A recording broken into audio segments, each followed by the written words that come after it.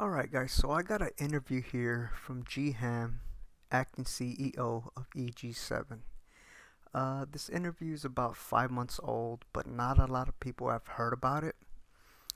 And they actually ask him, hey, is there any updates of H1Z1 or Just Survive? And this is what he had to say. We also received some questions to the investor relations inbox about what's going on with particularly loved IPs such as H1Z1. Do you have any updates on H1Z1? Yeah, so H1Z1, it is one of our most important and valuable IPs that we have. Obviously, we've had some significant success. There's a huge fan base out there with over 40 million people that have come enjoy the game. Clearly it's no longer where it used to be, and we're not happy about that. I know the community is not happy about that. We do have certain challenges with the IP itself or the game itself. It was developed utilizing our old deprecated engine and code base. And a lot of the people that actually know that code base and have worked on the game are no longer here. So we have challenges of being able to really do a whole lot with the game as it is today.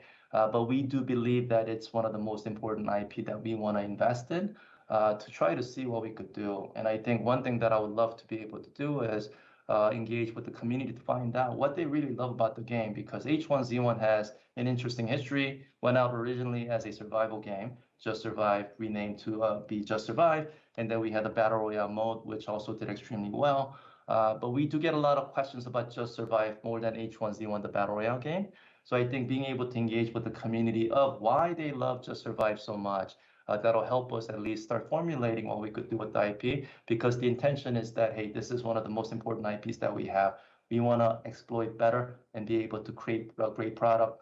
And with having said all that, even though our desire is to be able to provide the community with a great experience for that, we just haven't been in a position to do that with just the people that know that code base no longer being here and that code base being quite broken. And I think we're reticent to put out a game product where certain community base want the game really badly and we want them to enjoy it, but at the same time, without us being able to provide the proper support, I think that experience wouldn't be a good one. And I think a lot of people would be disappointed by the brokenness of it. And then we do want to shy away from providing products that are subpar experience, even if it's something that the community really wants. So it's something that we have to figure out. I think it's not that desire isn't there.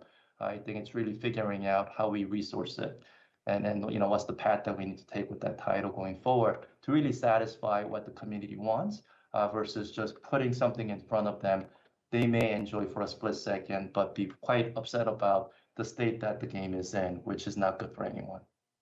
Okay, so it seems like you're open to continuing to have a dialogue then with gamers about what you can do there to satisfy the big interest that's in that game.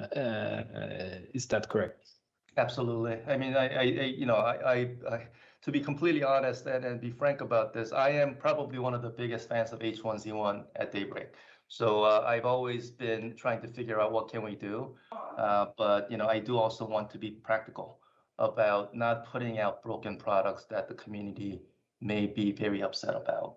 And until we could solve that problem, I think we'd have a difficult time really providing something that the community will really appreciate.